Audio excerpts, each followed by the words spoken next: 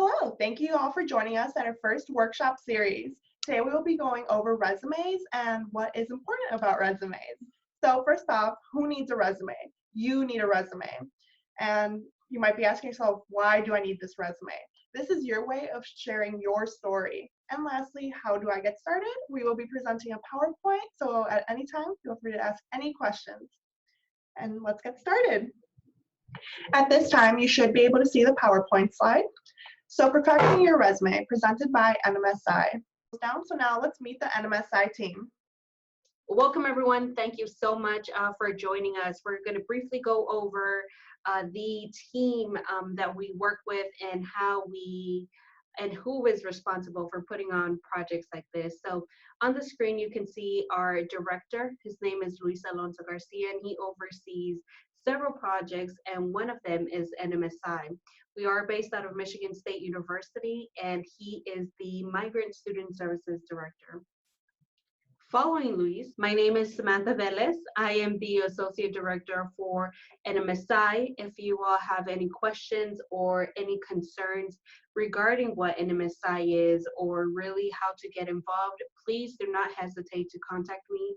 My office number is on the line, and we will also be sharing an email where you can reach us at any point in time.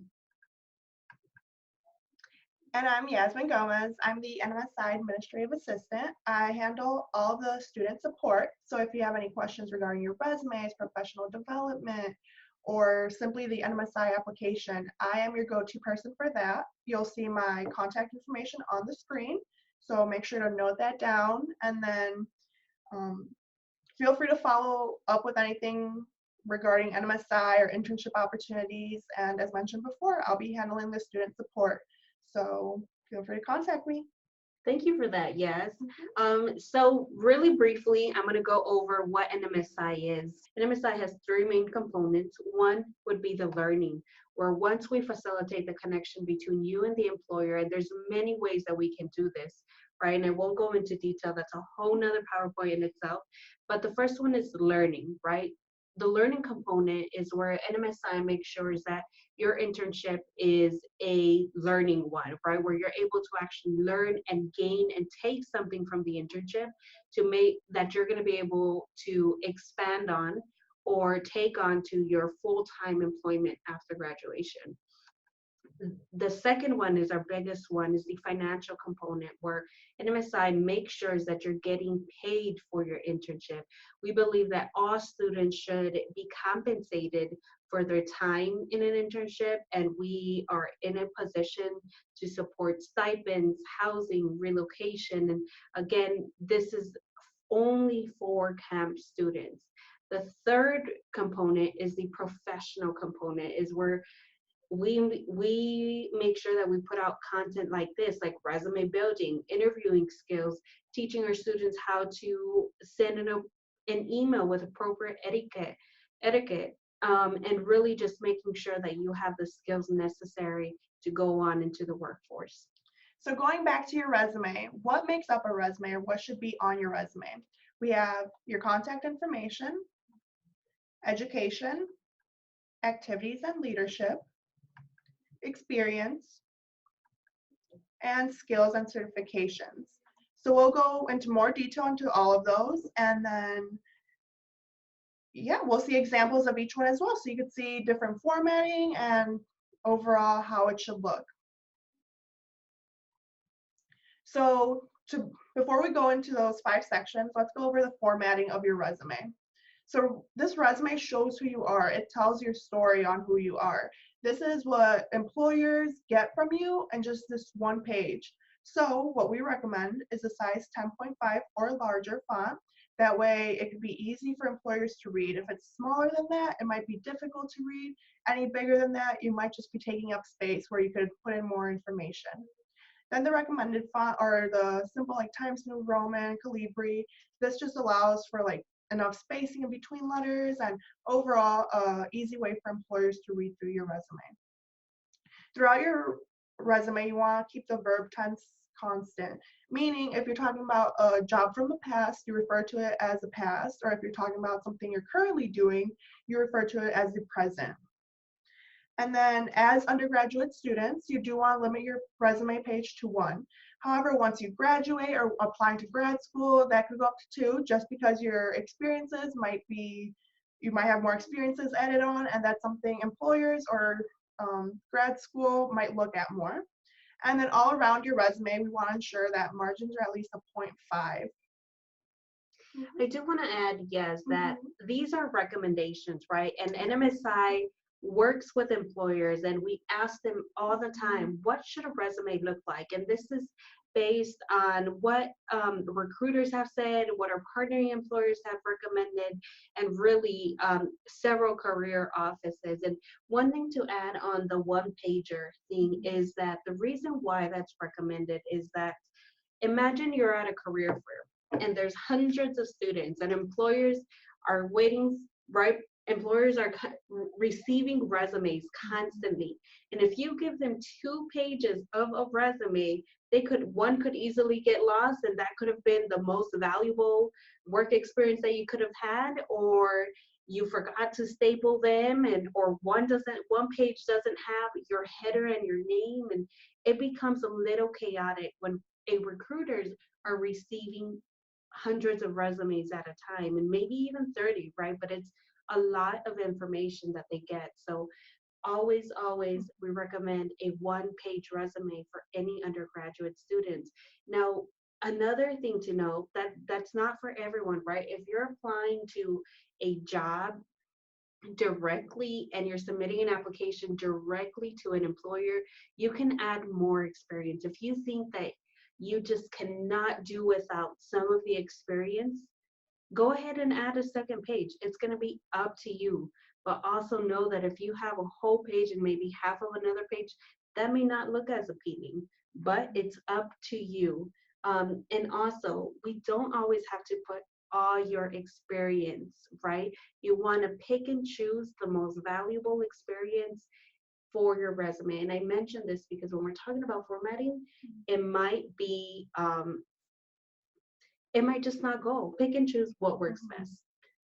Yeah, and just to finish off the formatting slide, like she said, you have one page. So make sure your story's on there and the best that you have is on there. Moving forward to the first tab of your resume is the contact information. So on here, you'll have your name, your address, phone number, and email. And all of this will be in the header part of your resume. Your contact information is important because this is the way that employers will contact you, and this is letting them know where you're located, and lastly, the email and phone number for them to contact you at. So when putting your phone number, make sure that your voicemail box is set up if they do give you a call.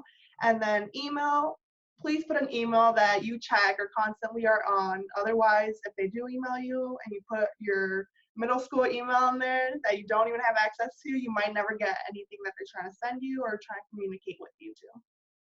One last thing, spell check, spell check, spell check. If you miss one number in your phone number or you miss one letter in your email, recruiters or employers will not be able to contact you. So always make sure that your contact information is correct.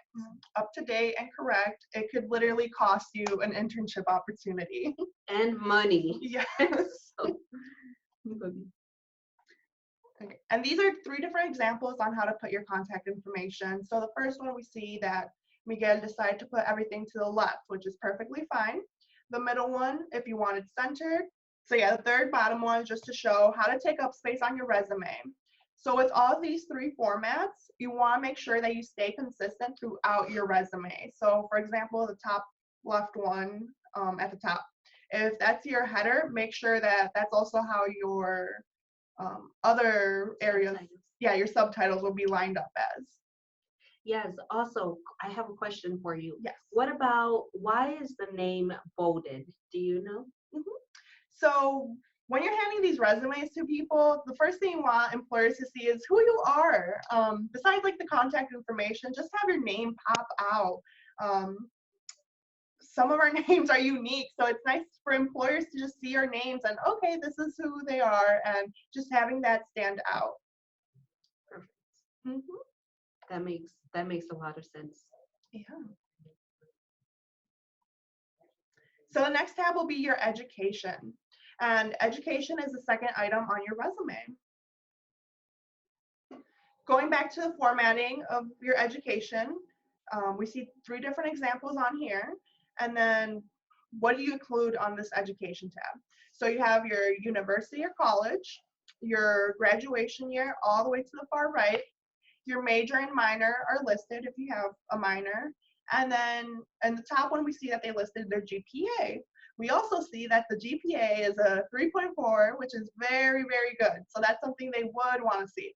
However, if you have below a 3.0, we highly recommend you don't put it on there. And anything above a 3.0, congratulations to you.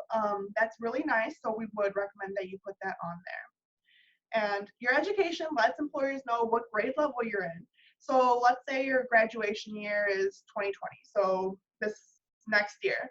It lets employers know if you're looking for an internship position that they could possibly hire you as a full-time employee.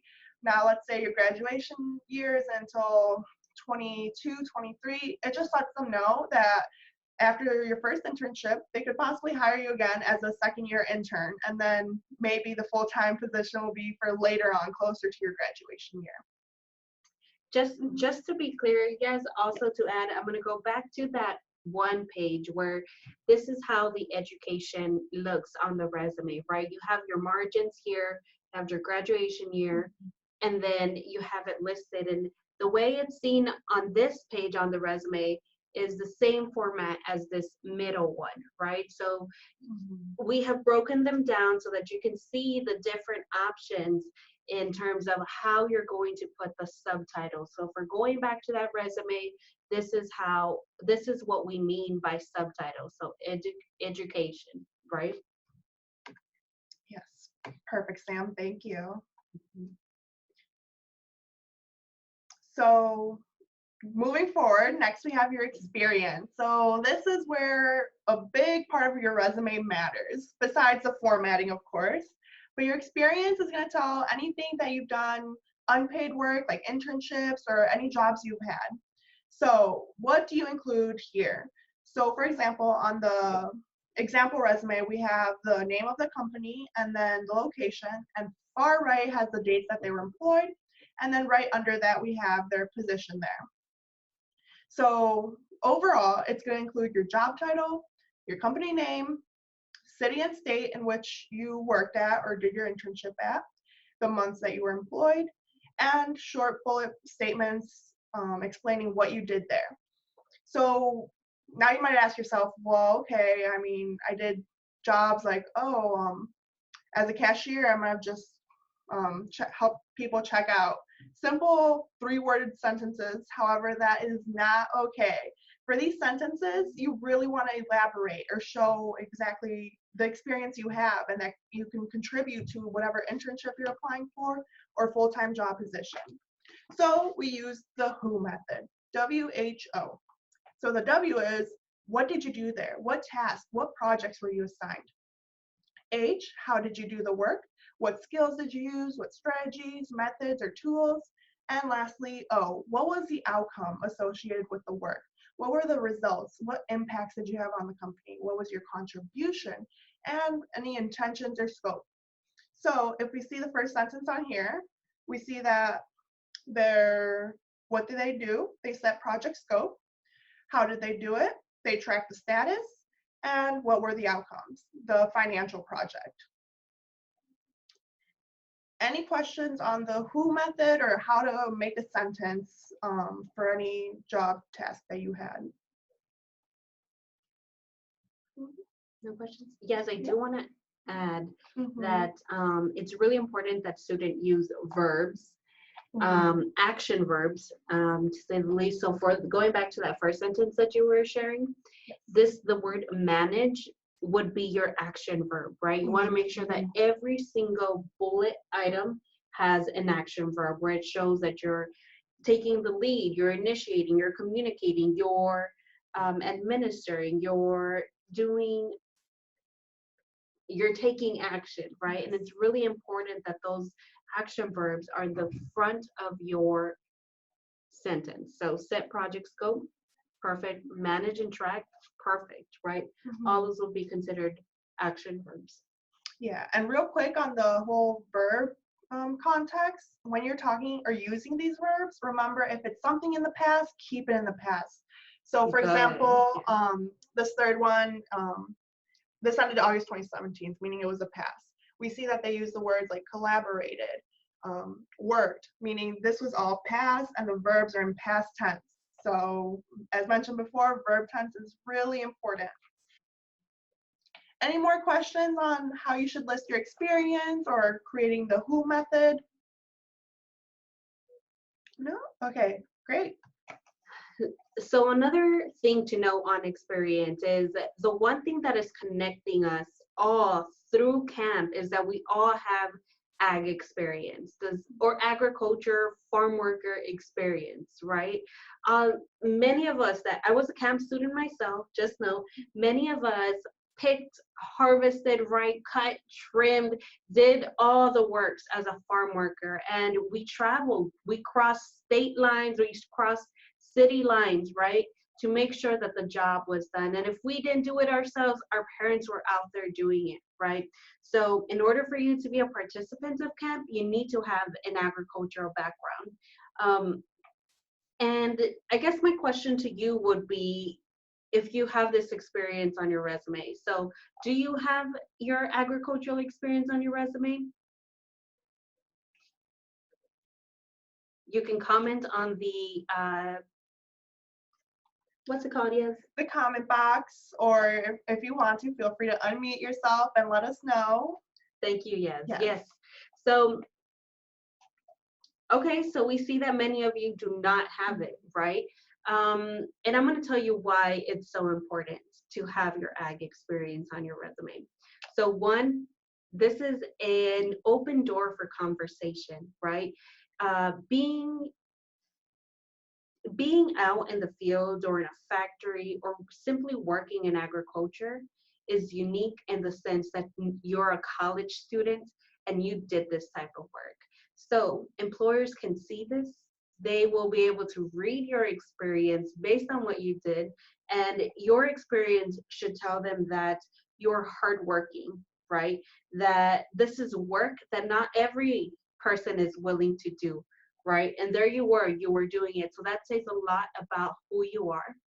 Another is that if you worked in several different cities in agriculture, so for example, if you're coming from Texas and you migrated to the state of California every single March or April to begin, whether it be yams or don't don't get mad because I might get the seasons or the crops wrong, but I know that peaches come around the year and canneries come around, right? So if you went from Texas to California every single year and you have your experience that says Modesto, California on your experience, that on your resume, it shows that you're mobile, right? And by mobile, it means that you're willing to move, right? You move from place to place, and that's not going to stop you, right? So let's say you're already a student and you have that experience, and an employer says, whoa, you're currently in Texas, but you were in California for a certain period of time to do this work, and now you came back to Texas. They'll want to, they'll look at that as a plus. Many employers look to see that students or graduating students are able to move locations, right? That they're not going to have something hold them back. And I don't know about you all, but I feel like I can get up and go because I'm so used to moving and relocating. And I've done it even in my professional career, right? I was in Texas. I got the job and I had to move to Michigan in less than 2 weeks. And that is something that not everyone is able to do. So do you want to add anything? Yes, I know that you have experience working with a lot of our students and just camp and in general and just seeing our background, and what is your perspective on that? going back to being mobile, like Sam said, she moved up here for the opportunity. However, let's say you're already working somewhere and they simply go to you because they see it on your resume that you're flexible and able to move. They might come to you, let's say you're located in Texas. They come to you, hey, there's in the same company, there's this job opportunity in Chicago where they're willing to pay more. And that's the perfect opportunity that they might go to you for just because it's on your resume and they see that you'd be willing to move.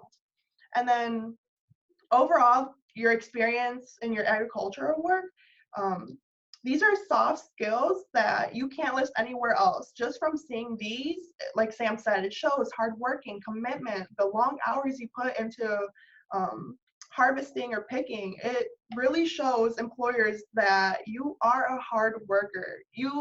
No one on their resume can just list, I'm a hard worker, like in a sentence. It shows through your experience.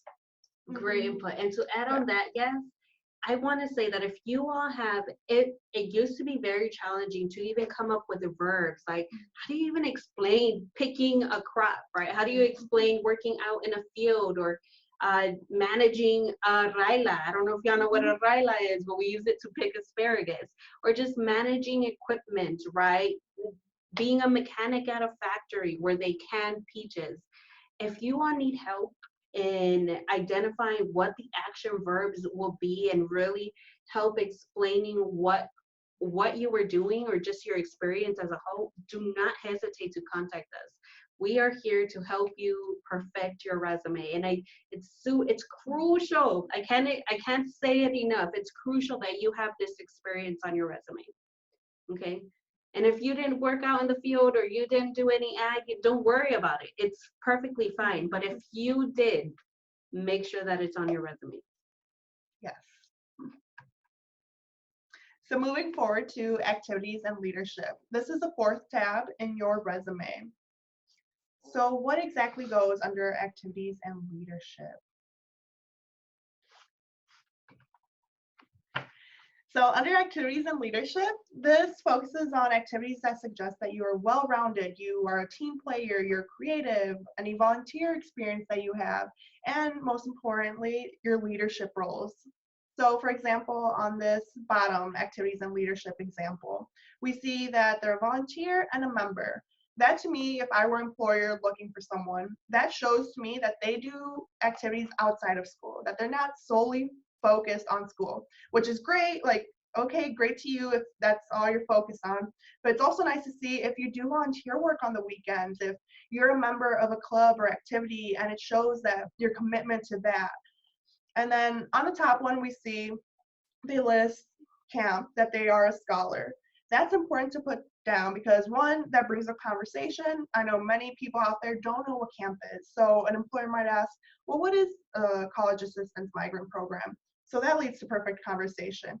And it's something that that had requirements for you to get into.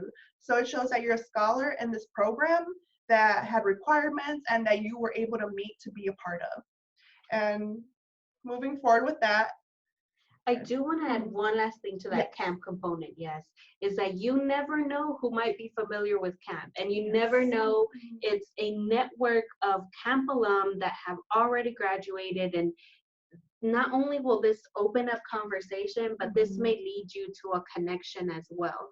And it will also lead you to a connection to begin talking about your experience as a farm worker, right? So this is going to go back and it should all tie in. And it's very important. And going over interviews, right? Or going over how to navigate a whole interview process, this is crucial to have as a talking point. And we'll do that some other time, no, because it's a lot, but it's important that you list that you're a camp scholar on your activities and leadership. And one thing is that you can also list this under education. Okay, we can talk. If you have any questions, contact us on how to list it under education, but this could go in either or. And again, your resume is yours, and these are only recommendations. yes. Last thing about the activities and leadership that we see the top versus the bottom.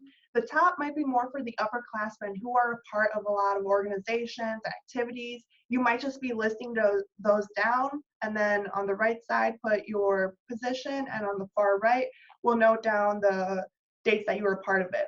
And if you're a freshman and if you're barely starting off these activities, it's all right to simply put a bullet point explaining what you do there or what your role there is.